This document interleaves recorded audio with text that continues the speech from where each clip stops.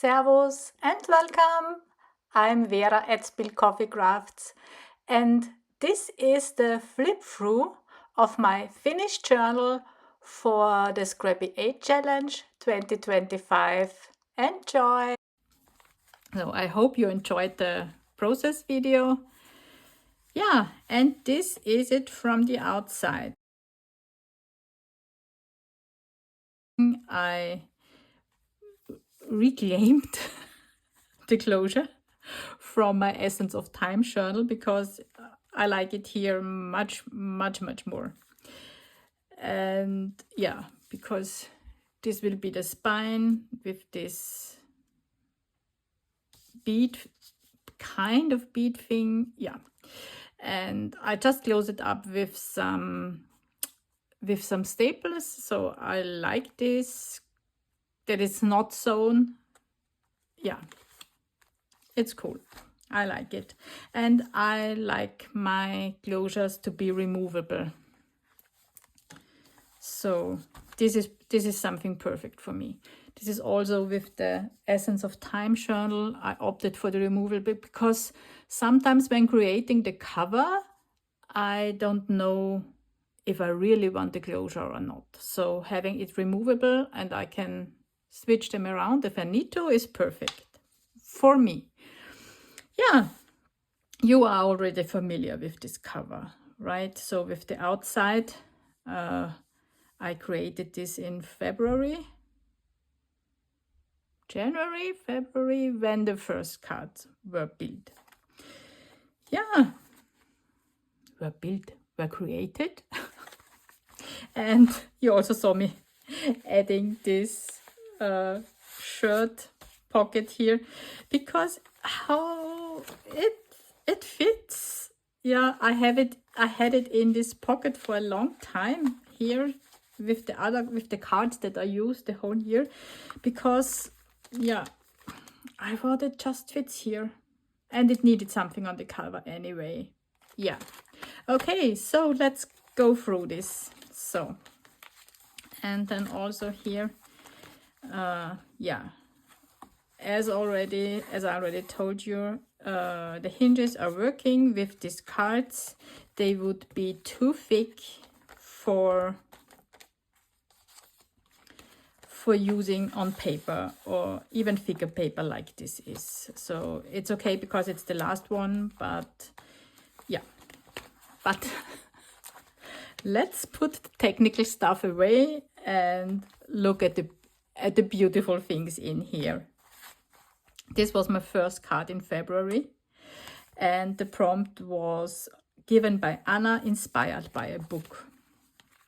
And all of my cards, I also noted down the key things on the back of them.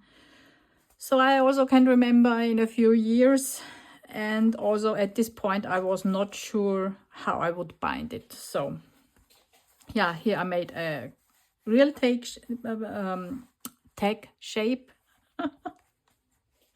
Need to speak clearer a little bit. And the inspiration behind this was this book.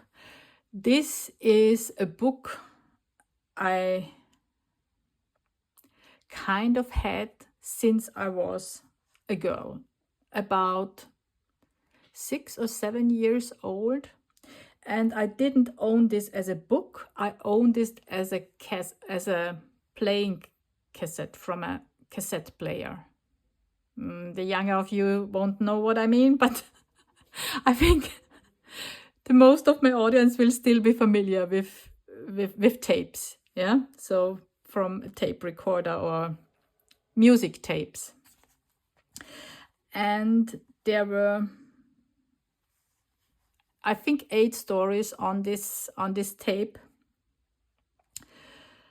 and they are not made for children, but still they are so well written. And this is an Austrian author, and they are so well written, and they are about things, daily things that deserve some appreciation. So these stories are called my stone, my angel, my table, my bed. And then they are 2-3 pages long in the book, because later I got the book. Just talking about this very simple daily object and what it means and what the story behind is. So the bed was inherited from an old aunt, and then he remembers living with this aunt in the summer. Yeah, it is really something very gentle and nice, and really spoke to me even as a child. And I still today, I love these stories. These are the things I go back to often.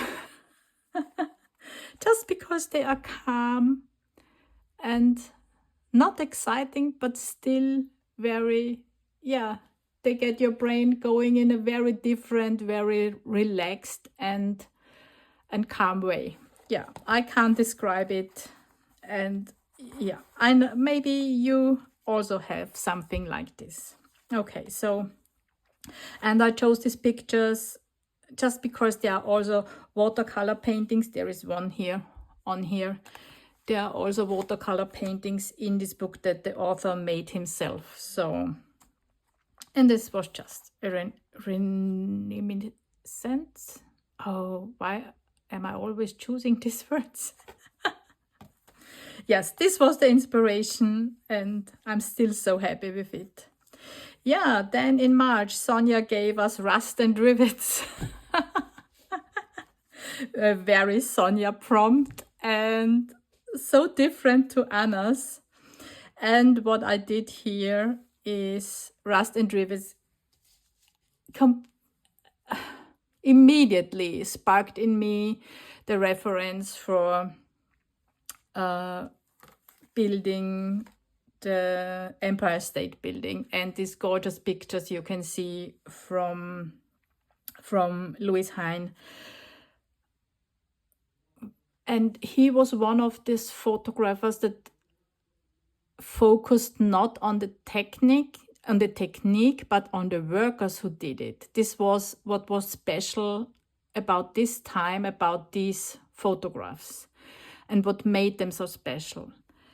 And he really focused on the people doing the work. It was incredible work they did, but he showed the work and how incredible it was by showing the people who are doing them.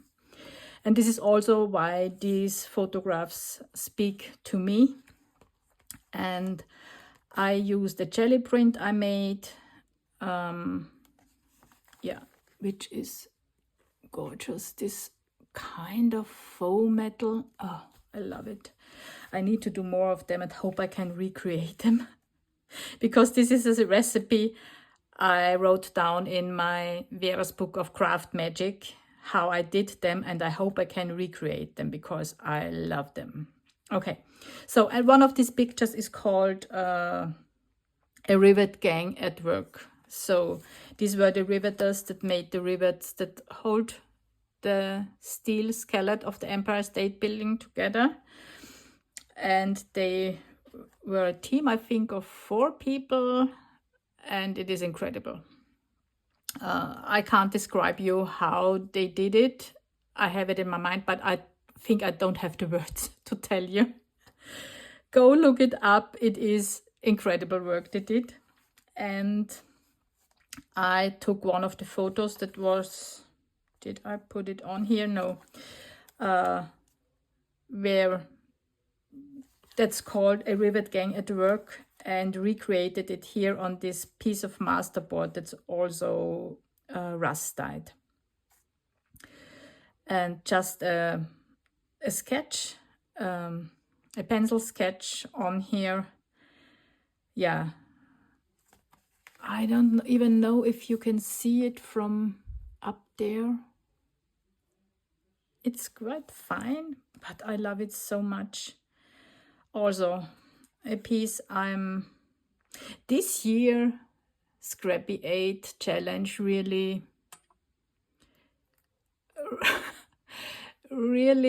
brought something out in me.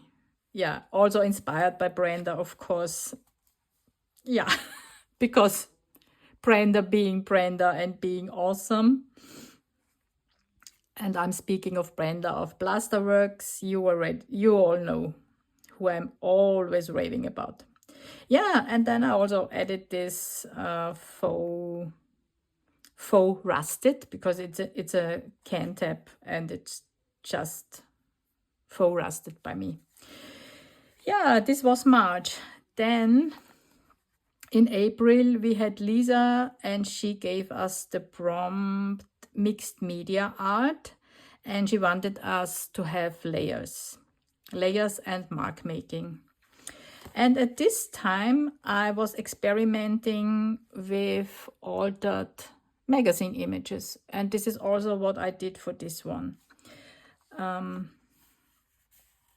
The woman you see on here is a magazine image, and it is a magazine image of a stone statue.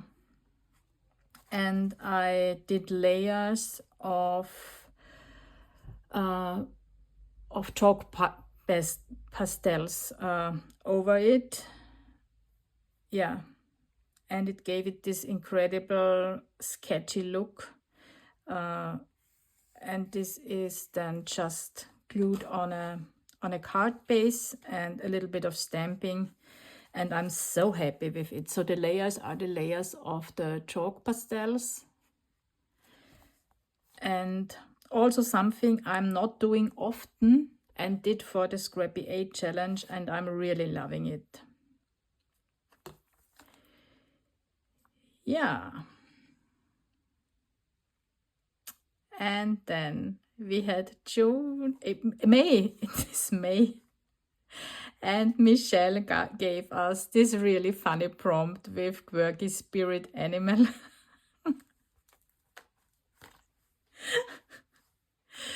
And this is, yeah, I made it, and still I need to laugh when I'm seeing it. I love it so much. Yeah, she is bathing in a coffee cup, because yes, coffee, right?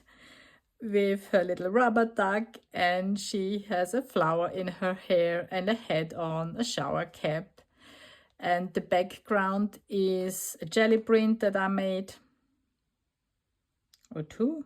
Yeah, jelly print. Yeah, and she is bathing, because bathing, especially in winter times, is something that I do.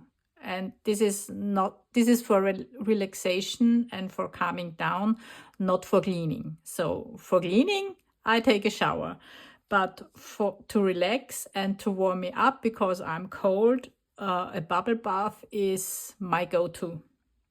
Yeah, and that's what she's doing.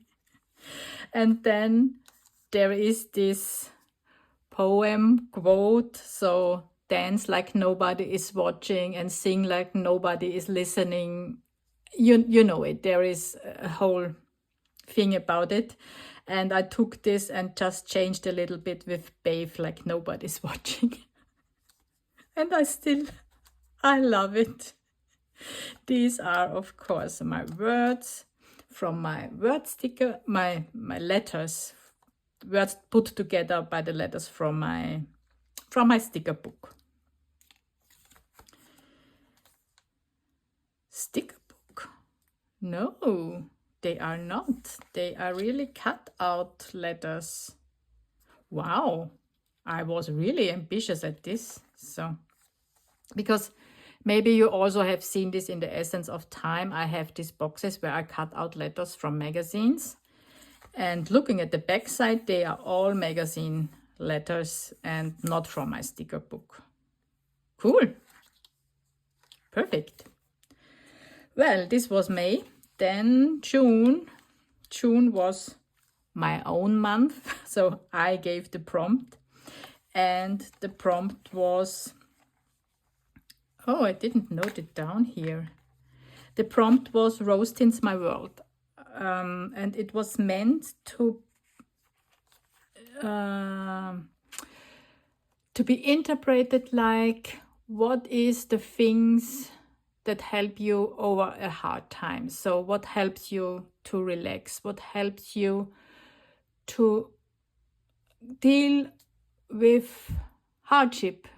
So when you have had bad news, when you're not feeling well, when you're ill, when something is not going wrong, or whatever happens in your life that's not a good thing, usually we have some fallback scenarios, things that we do to deal with these things, to make us feel better.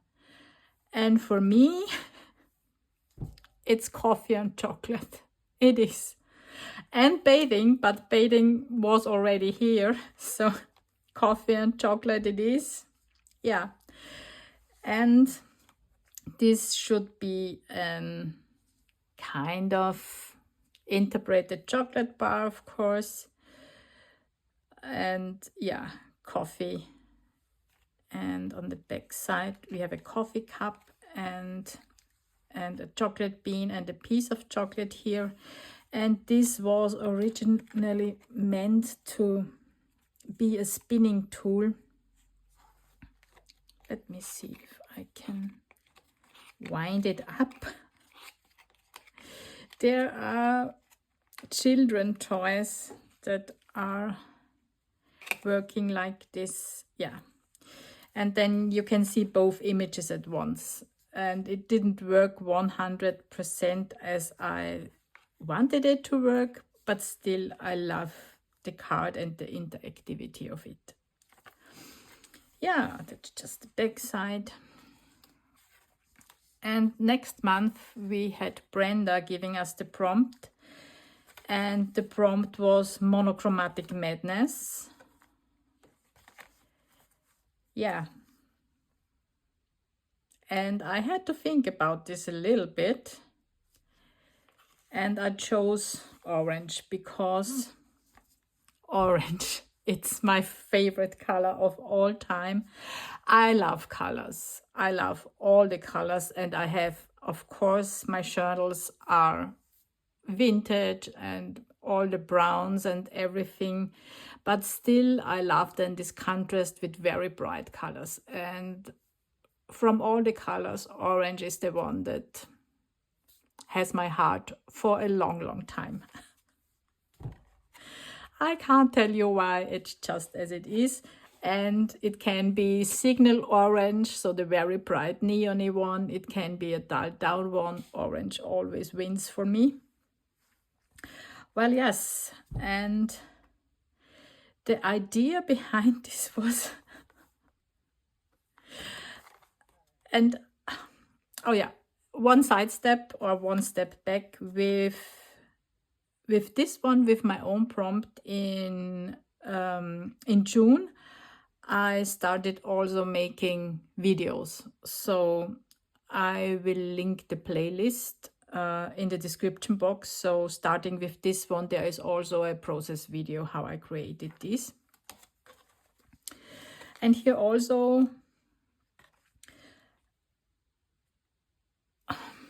the idea behind this was, if you had insect eyes, which are these multifaceted eyes, how would the world look? Nobody of us really knows. And would it have these hexagon shapes everywhere? Would it not? It was kind of this kind of exploration.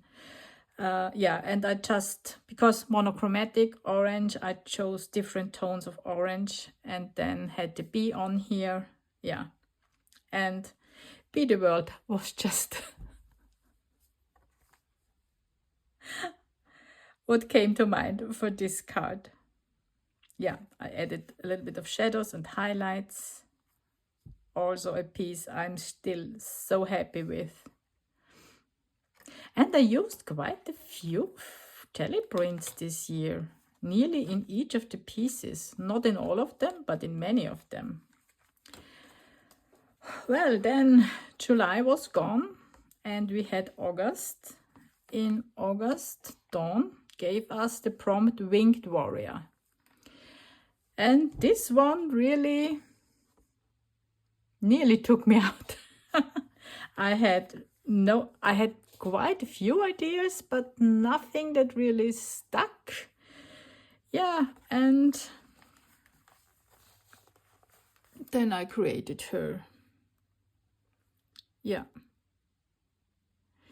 And these are die-cut feathers with real feathers that are dyed, not by me. You can buy them like this. And I had them in my stash for so many years. And finally I had something where I pulled it out, and then so many of them were falling apart. So I used the ones that were still usable for me and that were fitting, and all the other one went in the trash. And I'm still happy about it. Yeah, and I made this gorgeous piece that I now love very, very much. She is a warrior. Yeah, and this was and meant to represent also the struggles we have in our heads. So she is not only or not especially a warrior against something from the outside, but against the thoughts in her head that want to bring her down. So this is what this was meant to represent. Yeah, and now we are already coming to the near past, because we are already in September. And maybe you remember this one. This is my shadow theater. Yeah, Julie gave us the prompt playing with shadows, and I took it quite literally. Yeah, and made this shadow puppet inspired by the Indonesian art of shadow theater, with this beautiful puppets, shadow puppets that are beautifully decorated and artfully played. And the decoration can only be seen by the player, because the viewers in front of the screen have a screen, a paper screen, and can only see the shadows. You can't see it as good here bound into the journal, but you can hold it up. And there is also a short on my channel where I show how this is played against the light, and you can only see the silhouette, and it's a quite nice effect. And also, can we talk about this paper? Oh, I love it so much. I have a little bit more here, and I'm not sure what it is. I think it is kind of silk paper, mulberry paper, I'm not sure. And I love it so much. Oh, and I need to think what I want to do with it, because it's so delicate and looking so good. I love it. And it's sturdy enough. You could also use it as a page in a journal, which I might do, because I have luckily enough of it. But for something like this, it is perfect, I think, because it gives texture and still has the effect of the silk screen or paper screen. Oh, I love it. Yeah, me rambling. And now we are at the current and last piece. So October, and Christine, oh yeah, here it is. Christine gave us the prompt nostalgic memory, and she wanted us to include a picture of ourselves in past times that we really cherished and enjoyed, but it didn't really feel, I didn't feel it. Let's see it like this. It's not that I don't have pictures that I really cherish and that show times, but in general I'm not a nostalgic person per se. So I like looking at the pictures, don't get me wrong, but they don't indulge. I don't have this nostalgia like, oh, times were so much better then and I wish I would live in these times. Yeah, so I didn't include a photo of myself, but I gave you also in the video a kind of nostalgic thing from my past.